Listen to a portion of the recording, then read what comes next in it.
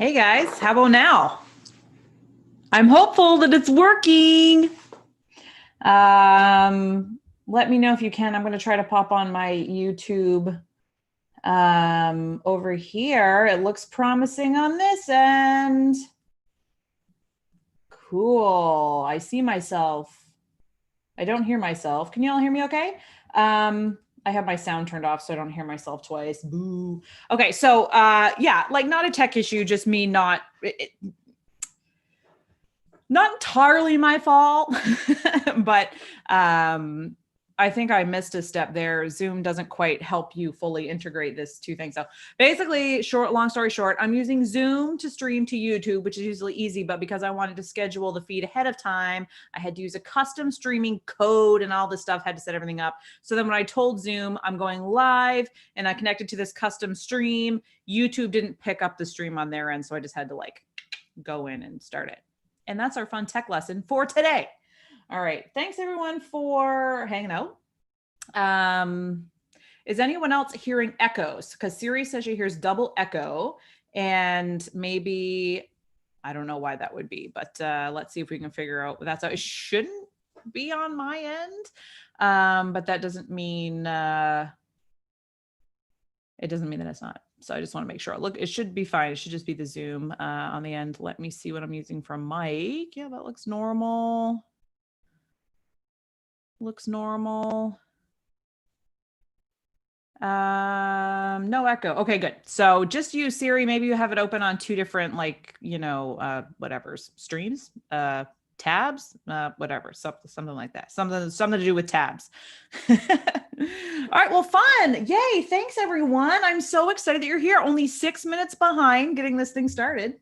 So that's good news.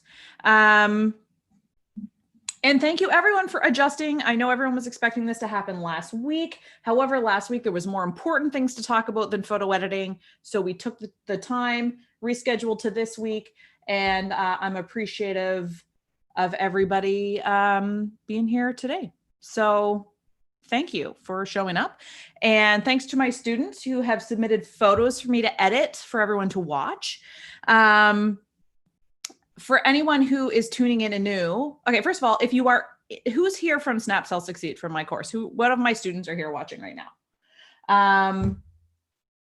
So basically what we're going to do, and this is something that we do semi-regularly in Snap Sell Succeed, is when opportunity arises, I'll go live and have my students send me photos of theirs that they haven't edited yet so that I can edit them live on a stream with my students in our learning community. So we, people tune in and, I edit their photos for them and everybody watches and learns kind of how I would do it and make adjustments. Seeing lots of SSS students here. Welcome everyone. There may not be anybody here who's not in Snap Sell Succeed, which is fine. Although I would love to get some more students in, right? Don't we have so much fun? But yeah, so what I will be doing also, of course, is sending this out to everyone so they can catch the replay, even if they're not here live. So this is something that we do semi-regularly in Snap Sell Succeed, as well. I'll edit student photos live on air. So normally that's something that only takes place inside the learning community. But because Snap Sell Succeed is open right now to new students, which only happens a few times a year. This is the second time it's happened this year. I might open it again in the fall. I'm not sure. I may not. Depends on, my whole schedule is off now because of this whole COVID-19 thing. And so I'm kind of adjusting on the fly right now. I don't know if it's going to be open again this year. I hope so. I hope we'll be opening again in the fall, but I have some other projects that I'm working on as well. So we'll see. So this is something that we do regularly. And because Snap Sell Succeed is open right now for enrollment, I wanted to open it up for everyone to kind of come and join us and get a little bit of a taste, kind of see what things we may do inside the learning community that makes it so special. And you know what, if I'm being really honest, Snap Sell Succeed, I'm very proud of the course that I created. It has helped so many handmade sellers and makers and product-based sellers take just gorgeous photos of their product. And it's been a really powerful tool. I think personally, and I think my students would agree with me, that what's even more valuable than the course itself is our learning community. That is just something that I think is so special. I love being able to connect with my students who need help on a daily basis and being able to do live things like this. We have a really great community. And for me, I think that is what makes Snaps Help Succeed the most special. So I wanted to kind of share a little bit of that with everyone while the doors are open, so you can kind of have a look and see what it's like on the inside, what it's like to be a Snaps Help Succeed student temporarily for a day, and hopefully join us inside and start to see your product photos just absolutely look incredibly gorgeous, which is what so many have managed to do in the program. Now, I have had students send me photos today. So I'm going to be, I have about 5 photos that I'm going to edit. I have 3 in Lightroom, 2 in Photoshop. So I'm going to show you how I would edit these photos. Now, if you folks are, so if the students whose photo, I know that some of you are here, I see your names. And I know that one of my students who submitted is in Australia and she's probably asleep right now, so she won't be seeing this live. But if you happen to be here, let me know when I pull up your photo, because sometimes I have questions like, do these colors look accurate, or does this look washed out, or is this how it is really depicted? Because if I take photos of product myself in real life, I know how that product is supposed to look in real life, so I'm able to edit it authentically. But if I don't know what it looks like in real life and I only have the photos to go on, I may need to ask you a question or two about, you know, if the colors are true or whatever. Also, my chair is very loud, so if you hear snapping or cracking, and it's not my old bones, it is my chair. Probably. Okay. So let's do this then. Let's jump right in, because we've all got stuff to do. I don't know about where you guys are, but the weather is gorgeous here today. And when I'm done this, I'm going into my garden. Let's get to work. Okay, I'm going to go ahead and share my screen. My desktop, sharing. Sharing is caring. I think I can close this and go into Lightroom. So here we are first up in Lightroom. I'm just going to hold on a sec until I see it reflected on my other monitor here, my little iPad that shows me what I'm up to, to make sure that you all see the same thing that I see. So I'm not just like editing photos and you don't see what I'm talking about, which I've done by accident before. Great. Perfect. Wonderful. Okay. Looks good. So I'm going to get started right away here with, now listen, guys, you know how much I love you. Sometimes I cannot put products to names very quickly and easily. Sometimes I can, but sometimes I can't. So if you see your product photo, if this is yours, shout it out in the comments right now. Okay, so first thing I'm going to do, this is how I edit photos, and it's very similar to how I teach photo editing as well. Sometimes these steps are slightly different. Like I tend to crop the photo first, whereas I actually can't remember what order it's in Snaps Help Succeed. We might actually crop first, but cropping and resizing is something that can be done at the end. It doesn't matter. It's a personal choice. I crop in the beginning, and sometimes I'll do more advanced moves than you may have ever heard of before, or that I even cover in the actual course material, because I don't want to fill up the course with a whole lot of different techniques and stuff. My goal is to keep it simple. It's all about simple photo editing. And there are a lot of ways that you can achieve simple photo editing without necessarily using these methods that I use. I'm going to edit this photo the way I would edit it. And that gives my students the chance to kind of see how it's done by a professional. And it gives them a little bit of inspiration, gives them some new ideas and things like that. All right, so first thing I'm going to do is crop this photo. So I'm going to crop for, not everyone that I'm going to do today, I'll necessarily crop this way, but this particular one, I'm going to crop in a 4:3 ratio, which is accurate for Etsy right now. That is the recommended ratio for Etsy. Now, one thing that I like to do, I just did it, and I'll show you what I'm doing is, actually, let me backtrack. So one thing that is so important to me when it comes to any kind of photo at all, especially product photography or a photo that has to look professional, is to have everything be parallel, even the angles all be correct. Now, this photo, there is a little bit of an angle, so slight, so slight that like it's just slightly on an angle. honestly. Like all the photos that I take tend to be on angles. This is why I crop them like this afterwards to fix it. But you can click. So outside, this is a crop box in here. You can see it's kind of lit up brighter than the rest of the photo. If you click outside, you can, if you can see the arrow right now, oh, you can. It kind of looks a little bit like this, you know, a little bit of a curved arrow. And if you click and hold that, it allows you to rotate the image like this. So I am going to rotate it so that the line along the top of the card and that line, like the border inside the card is in line. And then the rest of the card looks like it's following suit for the most part. I'm going to go ahead and click enter. So now that's just nice and even, just kind of straightened out a little bit.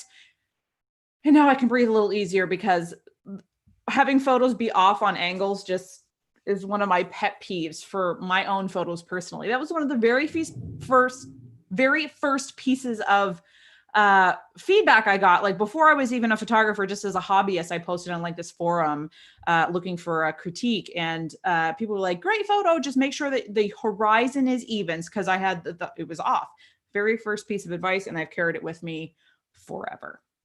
All right, so now I'm going to brighten the photo. So here's something I want you to know about brightening. We need to not always jump to using the exposure to brighten it. So depending on what editing program you use, first of all, let me know in the comments who is using Photoshop and Lightroom, one or the other or both, and who is using something else. And you can let me know what you're using. So in this is Lightroom that I'm in right now, and they have these sliders: exposure, contrast, highlights, shadows, whites, and blacks. So this exposure and contrast, those are going to adjust all of the tones in the image. Dark tones, light tones, everything. If I move the slider to the right, everything's going to get brighter. Everything. All of the tones. If I move it the opposite direction, they're all going to get darker. Now, if I use the highlights, shadows, whites, and black sliders, that's going to allow me to adjust the tones individually. So that means that I can make the darks darker, I can make the lights lighter, so on and so forth. I see a lot of people using Photoshop. One with Snapseed. Snapseed is decent. It's actually one of the ones that I would recommend for your phone. So that's good. Photoshop, Affinity Photo, that's another one that I do support the use of Affinity Photo. Pixlr is a tough one because it doesn't allow you to embed a color profile. So I don't recommend using Pixlr, but what I'm teaching should help you, and then you can transition later to a different program. And I'm seeing a lot of different things. And now I don't know individually every single program that doesn't allow you to embed a color profile. And I'm not going to get into too many details about what that actually means to embed a color profile, but I do have videos on my channel here where you can find out more about that. I have a video that explains how to embed a color profile and why you should. I have a video that explains how you can find out if your editing program of choice does embed a color profile. So there's some options there to kind of figure out what that all means and how to do it. But I will say that it is something you need to find out. If you're not sure if the editing program you use embeds a color profile, you should look into it. Because if you don't embed a color profile, the colors in your photo will often be very off when you upload them to a website or to Etsy or to Facebook or wherever. So it's really important that the color profile is embedded, because that will help the colors be rendered accurately when you upload it to the internet, basically. Okay, so let's carry on. So rather than just use the exposure or brightness sliders to brighten a photo, you can and should use the individual sliders. That said, you can use the exposure slider to bring the brightness up to a baseline. So the brightest tones in the image, if they're all too dark, like in this one, for me, even on my screen, I'm going to actually brighten my screen. There we go. So I would like the light tones in this image, like the whites, the brighter tones, to be a little bit brighter than they are. So I'm going to use the exposure slider, but just a little bit, not to the point where I'm blowing out anything. Maybe to like there. Okay. Now that I have it at a baseline, this is like a decent, it's all close, but I want to tweak it farther. So right now I have a decent baseline exposure. This is a fairly well exposed photo right now. So now I can go in and tweak things. I can brighten the whites. Now I'm going to do this very carefully because I don't want to end up with really bright highlights. So depending on how the light was in the photo and what it's shining on, this can cause some really parts of the image to be what we call blown out. And that just means that it got so light that it's just pure white pixels. There's no detail in it. You've kind of lost the photo in a certain section. So I have done that, brightened up the whites nicely. Now I might brighten up the highlights a little bit. So the highlights are the brighter tones, the whites, the very brightest tones. So if you imagine a spectrum here, we have very, very brightest, normal bright, darkish, very dark. Okay, so that's black. So blacks, shadows, highlights, whites. That's kind of the order they go in. So now I like the way the light colors look in this, but I'm going to kind of bring in the shadows a little bit more. I want a little bit more definition in the dark part of the image. And I'm going to use this black slider to really make the text on the card pop more and to really bring a little bit more contrast into the image. So to me, I think that this looks great. I think the tones look nice and even.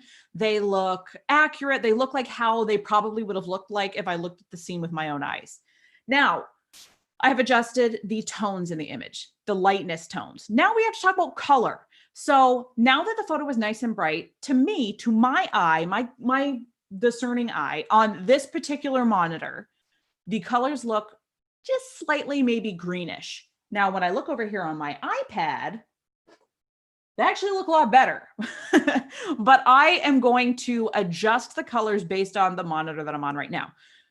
Mostly because the monitor that I'm on is the newest MacBook and probably has the most accurate colors. But my point to this little spiel is that no matter how accurately you try to get your colors on your editing program, you have no control over what other people are viewing your photos on. So you should make every effort to have those colors be as accurate as possible.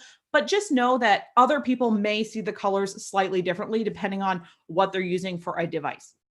Okay, so just for fun, I'm going to use this. I just clicked on this color dropper tool. Now, what this does is if I click on an area of the photo that is supposed to be neutral, so that means a part that's supposed to be white, supposed to be black, supposed to be like a 50% gray. There's like a very specific gray that is considered neutral. If I click on something like that, then it should, in theory, balance all of the other colors in the photo. Now that sounds great and it sounds easy. It doesn't always work that way. Sometimes it's not an exact science.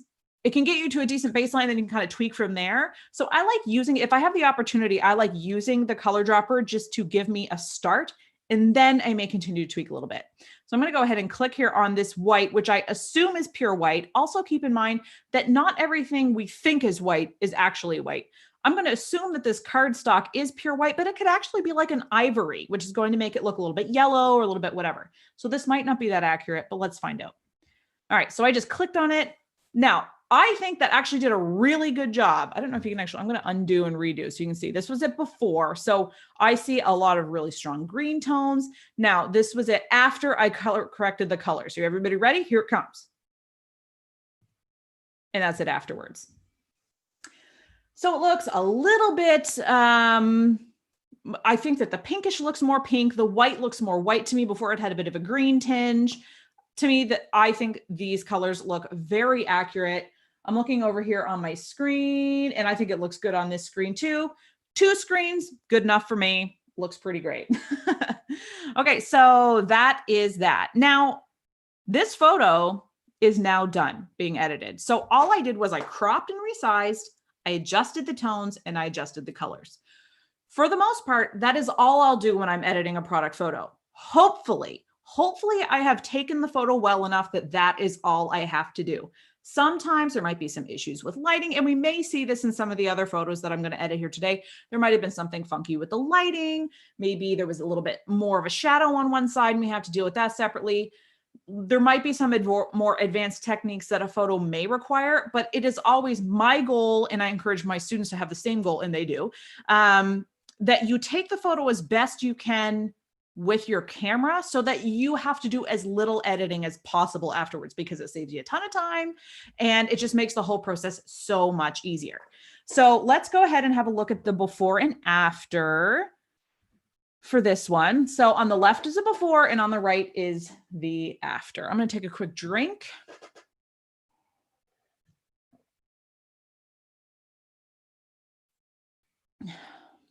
think that looks pretty nice.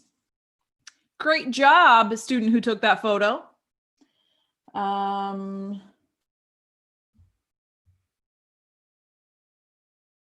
Awesome. Karen, this is yours, isn't it? That's right. It's all coming back to me now. Good job, Karen. I think it looks good. So that is the before and the after. You can, oh, look at that. You can switch them. Fun. I didn't know you could do that. What's happening?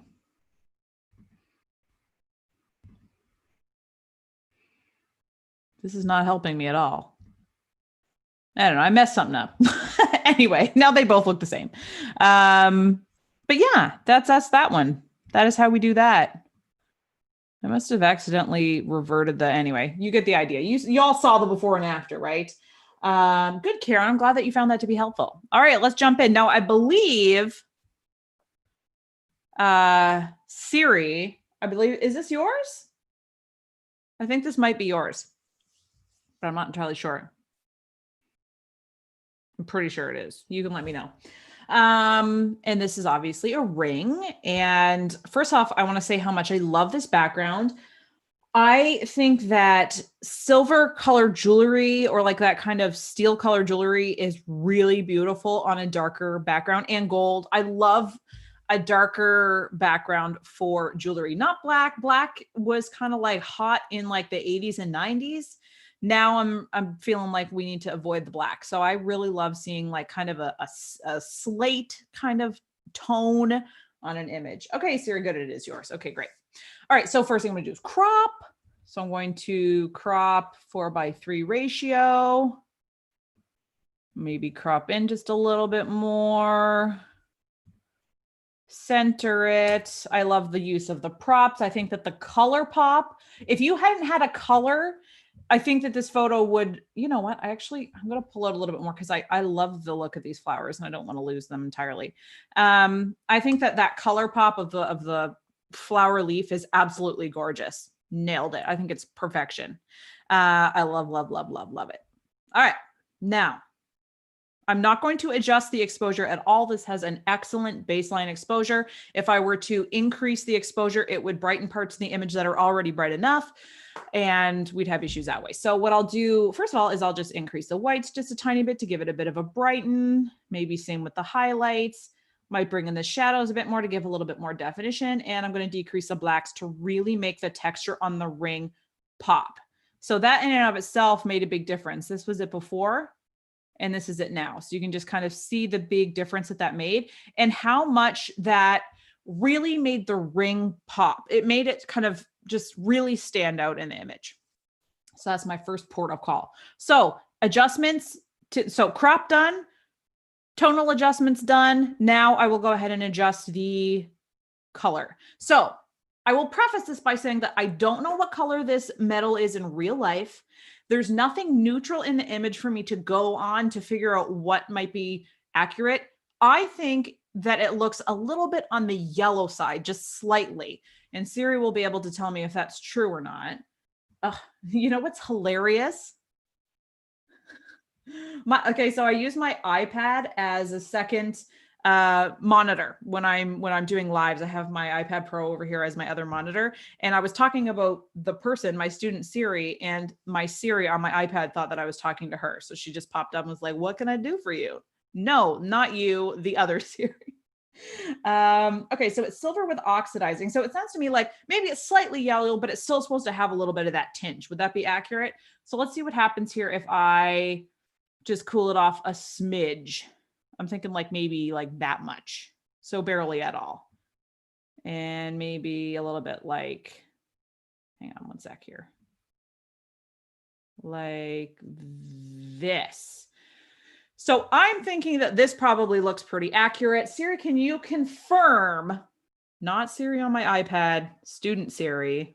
Can you tell me if this looks accurate to you on your screen? Does this look true to real life? Because that is absolutely the objective. The idea is that when your customer who bought your product gets it in the mail, it is exactly what they thought it would be. Sometimes people get things in the mail and they say, oh my gosh, this looks even better in person than it does in the photos, which is a compliment to some extent, but it also is a sign you should work on your photos. Your photos should be as beautiful as your product. It should show off your product in every way, shape, and form, and it should make people want to buy it. So Siri said, yes, that looks accurate. Perfect. Done. Let's see the before and after. Now, the only thing I might do actually is just recenter it a tiny bit so the ring is a little bit more in the middle. And before and after. So just keep in mind that the before and after does not show the crop.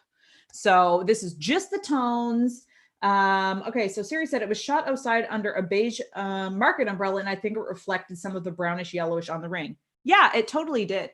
But look how easy that fix was. So the lighting looks fantastic. I mean, that still seems like a usable space to me, as long as you're prepared to just take a second to fix it in your editing process, which, you know, I think is pretty worth it. I think that edit was, I mean, it was super fast. This would have taken me about 30 seconds, except that I was doing it really slowly and talking you all through it. So there's that. Now, let's not forget that you can use presets. So I have, of course, my own set of presets that I sell. My picture profit presets. I also have the same for Photoshop, and this can make the whole thing even faster. It can make it so much faster. Just by a simple like click, you can just kind of click things to make them look however you need them to look. It's a lot of fun, actually. I really love presets. I love the ones that I made. I love buying them. It's a little bit addictive, if I'm being totally honest. All right, cool. Wow, Siri, second time with your DSLR. This is fantastic. I'm so proud. It looks beautiful, and I really love your background. Did I hear you say that it was from Home Depot? $4 tile from Home Depot. And that, my friends, is the beauty of jewelry as opposed to larger things, because you can buy tiles and stuff, smaller things. You can buy scrapbook paper to use for backgrounds. You have so many options. Oh, now I got to run me out and get some tile from Home Depot because I love that. No, Siri, that was excellent. You did a great job. I really love that. Hi, Amber. Okay, so now let's go back to this one. Now, this is, I believe Haley sent this in. And I believe she's the one who's in. Yes, this is Haley, and she's from Australia. So we won't be seeing her chime in. And you can use them both on the laptop and smartphone. I have my presets so I have a set of presets for Lightroom, and I also have a set of Photoshop actions, which are essentially the same thing. They're just called something slightly different in Photoshop. So I don't have them for any other programs. Like I don't have them for any of the other, like Affinity Photo or anything like that. These are specifically for Adobe Photoshop and Lightroom.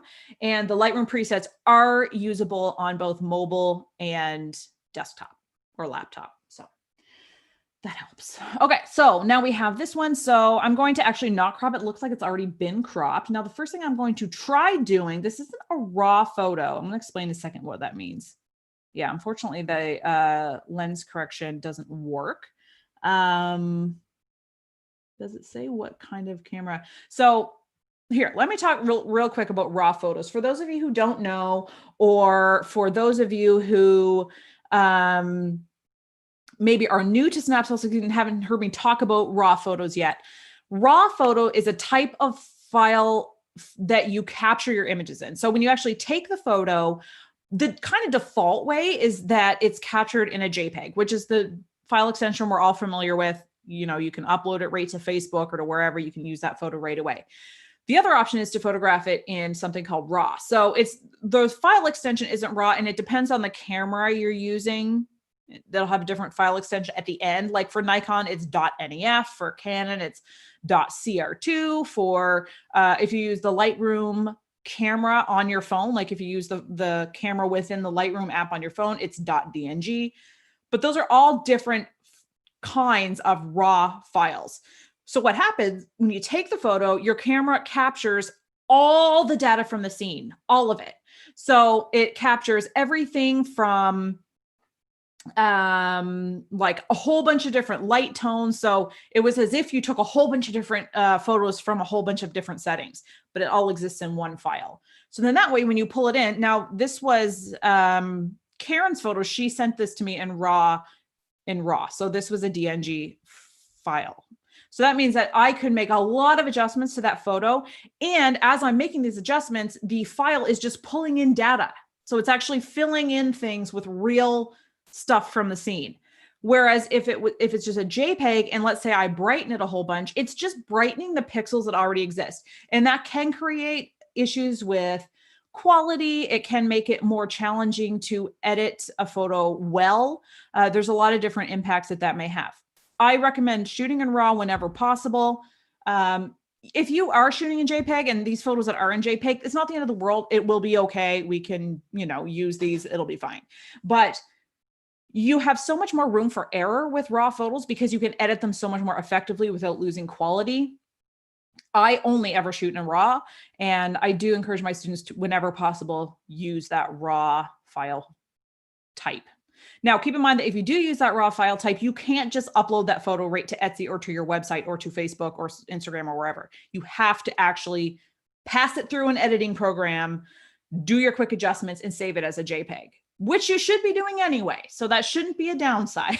You should always be doing a quick tweak of your photos at least. So there's really no downsides to using RAW. File size is quite large, and you should know that, but worth it. Okay, so if this photo had been RAW, it would have stored all the data with this photo, including like what camera it was taken at, what the settings were, and all of that stuff. And then I could use this thing called profile corrections, because what we're seeing around the edge of this photo here is darkness. Do you guys see the darkness around the corners of the image? That is called vignette, and that is a lens distortion. So that is something that happens with the lens on the camera. Very common with DSLR cameras that you may get this darkness around the edges. Certain lenses are worse than others. But it's something that you can correct. Now, Lightroom, in its infinite wisdom, has stored all of these different lenses and the correction for those lenses, because typically all 35 millimeter Nikon lenses, like of the same, like all those same lenses have all the same issues with distortion. So it's all the same.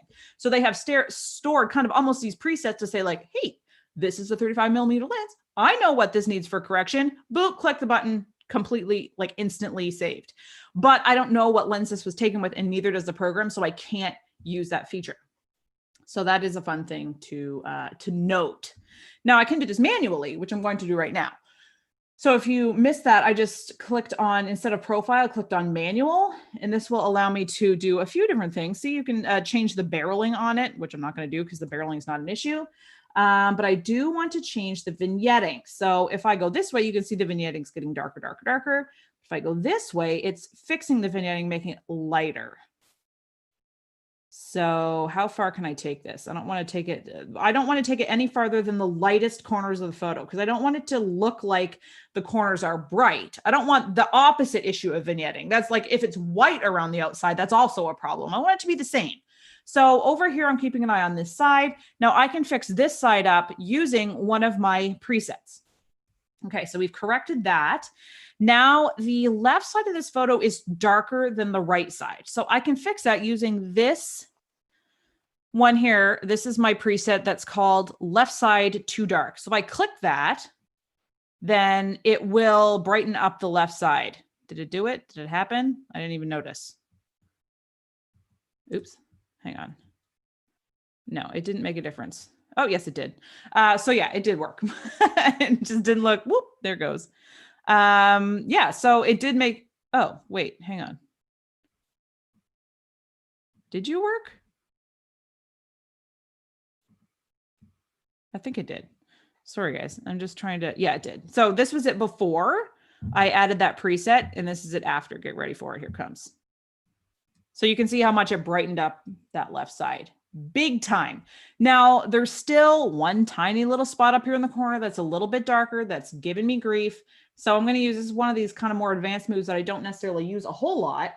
And I am going to use this brush. I'm going to have all of the settings be nothing. Like I don't want it. So what this adjustment brush does is I'm going to have certain edits, and then I'm going to brush, and those edits will only be applied to where I brush over. So I just want to brighten this a little bit. So I might just increase the exposure a tiny bit. Whites, highlights a little bit. We'll just see what happens, because I can also adjust them after I brush it. So then I'll just brush that corner up a little bit. Now I'm going to tone it down a little bit because I don't want it to look abnormal. I want it to blend in with the rest of the photo. So I just want it to be a little bit noticeable, not too bad. All right, so that's not too bad. We'll go with it. A little bit of darkness up in the corner isn't going to ruin my day. I'm not going to let it ruin my day. It's fine. Marilyn, I did get some photos for you, but it sounded like you were asking for feedback on them. I didn't know that they were specifically for photo editing, so I do not have them loaded up to go today. Can you shoot in RAW on a cell phone? Yes, you can. If you use the Lightroom app on your phone and use the camera that's in the Lightroom app, it actually has a built-in camera inside that app. You can, at the top, there will be a file type. And it'll say either JPEG or GNG. So you can just tap on that and make sure that you have selected DNG, and you will be taking RAW photos with your phone. And yeah, Siri, I saw that in your email that you said about why it converted to JPEG. I don't know why it would do that unless it was just something like, I honestly don't know. I've never had that problem before. I sent, I send and receive. I don't send RAW photos, I guess, very often, but I receive RAW photos. So that does seem to be kind of an unusual circumstance. So it could be like, I don't know if you maybe were sending them via your phone, maybe it was over mobile data, so it like switched it or something, or there's some setting somewhere. I don't know. Seems weird. Strange. Okay, so now we're good. Let's carry on. Now I have done those basic adjustments. Now I'm going to go ahead and get right down to business. I'm going to increase the exposure on this just to a certain extent, so not too far. I'm mostly looking at this side here. This is where the image is brightest. And if that starts to get too blown out, I'm going to stop there and go ahead and just, now I'm going to tweak the rest of the tone. So I'm going to brighten the whites a little bit, bring the highlights up a tad. Now, because of all these adjustments I've made to the lightness, I feel like maybe it's getting a little bit blown out, like a little bit faded, a little bit of that washed out look. And I'm guessing that the colors on this are probably quite vibrant. So I'm going to just decrease the shadows a tiny bit, not too much. That looks pretty good. And maybe just a little bit of the blacks, not too much, just to bring in a little bit more of the kind of the depth and the color and the richness of the fabric, because that's obviously a really important aspect in this. Great, cool. Now, color-wise, I do think that it's maybe a little bit on the greenish side as well. I'm going to play around with this. Okay, so I just did a quick correction there. Now I'm going to blink a couple times to see. It looks pretty good to me. I think it looks a little bit cool. So I might just bring up the yellow a tiny bit,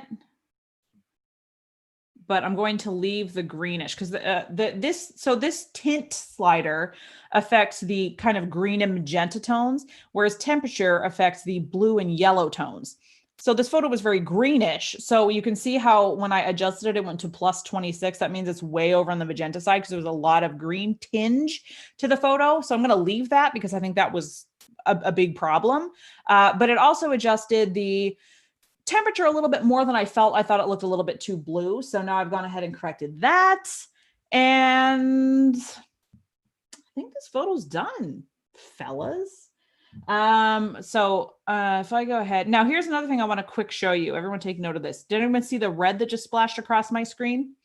These arrows up here at the top of the histogram, the one on the left will show you it's called clipping. So it shows you the pixels that have gone pure black or pure white because there's an issue with the photo or you've edited it too far or whatever. So in this one, it's fine. You can see right here, if I click on this, there's no blue on the photo, but this one, you can see the red here. And that shows me that all these pixels you see here that are red are pure white. There's no detail left in them. Now, I'm not going to give myself a hard time about this because the part of the image that is dealing with this is just the background. It's not the product. It's not going to affect someone's view of the product. And the background still looks like a background. I haven't lost the detail in those lines or anything like that. It's perfectly acceptable and fine. But I just want to do a real quick check to make sure parts of the product weren't losing detail, because that is the most important part. And that is this photo edited. Let's check the before and after. So before on the left, after on the right. You can see that was a pretty big difference in editing. Now, this was even a JPEG, so I was able to do a lot with just the JPEG, and it made a really tremendous difference, that amount of editing. And again, I'm talking a lot on this, so I'm going a lot slower than I normally would. This maybe would have taken me like a couple of minutes tops. Once you know what you're doing, you can really move through it quickly. It's so much faster. All right. That's it for our Lightroom ones, and it's already 2:45, so now I have to zoom through the Photoshop ones. All right, guys, so that's it for Lightroom. I'm going to move over to Photoshop now, where I have 2 photos to edit in Photoshop. Okay, so why is this so funky? What is happening? There we go. Photoshop had a moment. All right, so again, guys, if you see your photos, if you're a student here and you see your photo, give me the heads up. Okay, so I also want to, okay, so let's, first of all, I want to crop this photo. I'm going to crop this one square. So I'm going to go ahead and hit the crop tool on the left there and go square, center, done. Now, what I'm seeing, what I think I'm seeing is some lens distortion that is causing these lines to look curved.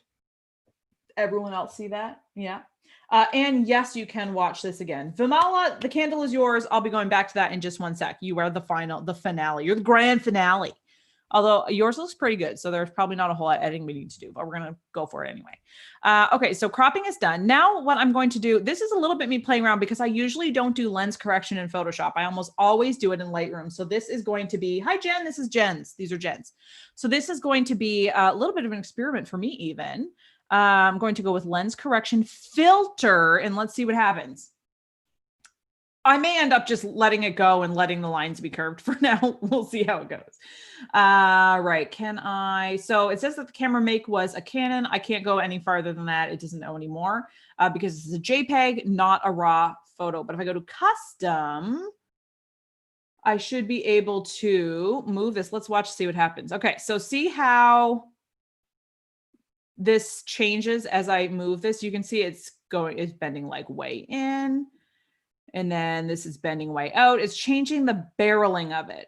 So I want it to be, this was it in the middle. No, sorry, this is it in the middle. So I'm going to move it just ever so slightly the other direction to see if we can straighten this out just a tad. Okay, I don't want to go any farther than this. I think I'm going to leave it at that. All right, it's not perfect, but it's better. It doesn't throw me off as soon as I look at it. It's just a tiny bit of a difference. I'm just going to leave it at that. Let's just see the before and after here to see how that looked. This was it before I did the correction. Looks kind of rounded. Do you know what I mean? Like it looks like the background is kind of rounded, like it looks a little bit ball shaped. And then it just makes it look flatter. So that just helped kind of flatten it out a little bit. Now let's go ahead and go to my Photoshop actions and see what we have. So this is a little bit too dark. So let's play the too dark action and that brightened that up. What happens if we go with way too dark? That might be too much. Oh, no, actually that's good. So we're going to go with the way too dark. So this was it before I ran that action. This is it afterwards. Brightened up the whole thing, but I still see the texture in the wood, which is good. And I lightened that up quite a bit. An old Canon power shot, Jen. Good for you. Look at you. Using what you have. I support. Cool. So now we have that straightened out. We have it brightened. What I do want to do is go ahead. So I'm going to flatten this.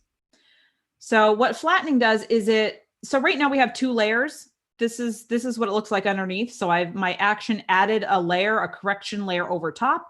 They're kind of like seen as 2 separate things right now. I'm going to go ahead and merge them so that they're all one.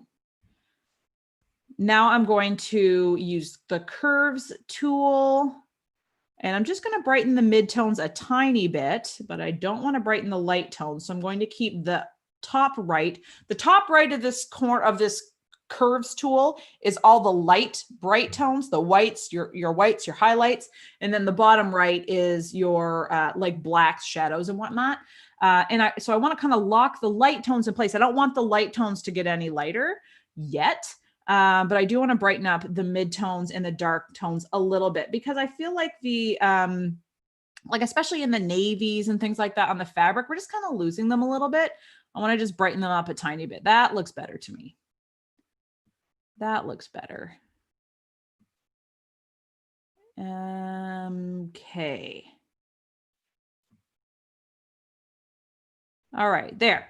So what I did was I lightened up the shadows. So that's kind of like your middle dark tones, like your dark tones, but not the very darkest ones. And then I actually darkened up the darkest tones. So that's a little confusing. You might wonder why I did that. It's because like the blues and stuff like that, I wanted to lighten them enough to show the texture of the fabric, because people want to see that. They're going to imagine how that feels. If you can show them what the texture of the fabric looks like, they're going to be able to imagine what that feels like and feel a much more intimate connection with your product. So I wanted to lighten the blues enough so that you could see the texture of the fabric, of the knit.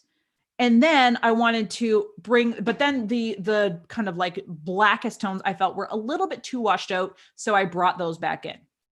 Washed out means that they look kind of blunted. Like they don't look as dark as they're supposed to. They look a little bit brighter and weird and washed out.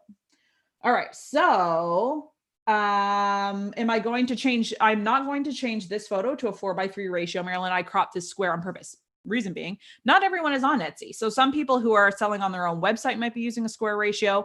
If you're posting a photo to Instagram, you might be using a square ratio. So in my demonstrations, I tend to mix it up. All right. So that's it for that one. Let's see. What else does this photo need? I kind of do want to brighten it up, but I don't want to lose the detail in the wood. So I'm going to kind of play around with that here in the curves tool and see what happens. And maybe go down like this. That's a bit better. Oh, that's too much. Maybe like there. That's a little bit better. And then, so before, this is just the before and after from the curves tool. You can kind of just see how I brightened up those blues a little bit. Okay, that's good. Color-wise, I think this is probably okay. It might be a little bit on the cool side. I'm going to flatten this again. And then I will, let me see, use what happens if we use too cold? So this little just pops up to let you know, or remind me or whatever, that you can adjust the strength of the action by changing the opacity on this particular layer. So right now it's at 50%. So if I wanted to make this more yellow, like if it was a really cool photo, I could, or I can move it less and kind of make, this is it with no action on, 0 opacity, completely transparent, this layer. And then I could start to bring it until it gets to a point where I feel like it's probably pretty good. So I think that looks good. Just a little touch, just a slight, because, you know, up here, like the skin tone looks a little bit cool and pinkish to me. And then, so that way now it just looks a little bit more human, a little bit more human tone, a little bit less Avatar or something.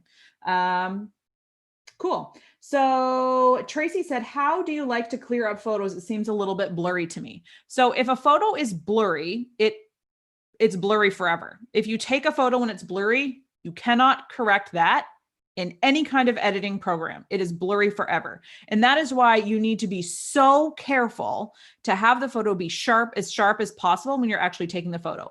Things that impact the sharpness are your camera settings. So if you have what we call a narrow depth of field happening, that's when, you know how sometimes when the background is really blurry in an image, that can be a very desirable thing. But if too much of the photo is blurry, like that area where the focus is, where the sharpness is too small, then parts of your product will be blurry and you won't want them to be. So that's one reason why you may end up with a blurry photo. Another reason may be that the light isn't bright enough. So bright light helps you get that crisp detail. This photo might be, maybe the lighting isn't quite bright enough to get a really, really crisp photo, but I have to say that it actually is pretty crisp. You may be seeing it as blurry, Tracy, because it's on, it's a live stream and maybe it's not as strong. If I zoom in, you can see the detail on the knit is pretty good. Also, this is at 200%, so that's not going to be that great. This is at 100%. So it's actually quite crisp. So it's fine. Another thing that can cause a photo to look a little less crisp, maybe the camera. It could be if you have an older camera, if you have an older smartphone camera, that definitely impacts sharpness. But DSLR cameras with a great quality lens will give a very sharp focus. Whereas other cameras that are older, or if you have like kind of a crappier lens or whatever, that can make a photo look a little less sharp. But now that you've zoomed into this photo at 100%, it looks fine. It's good. Up here, it looks a little more kind of a little bit off, maybe a little bit grainy. It looks like it could be a little bit of image noise, which could be due to the maybe a lack of lighting. But Jen did say that she was using an older Canon PowerShot, so that is probably why the quality and sharpness isn't quite as good as it could be. But it's still acceptable. When you zoom in, you can see that it's pretty good. And that is probably all I would do for this one. Yeah. I'm just thinking if there's anything else I would want to do.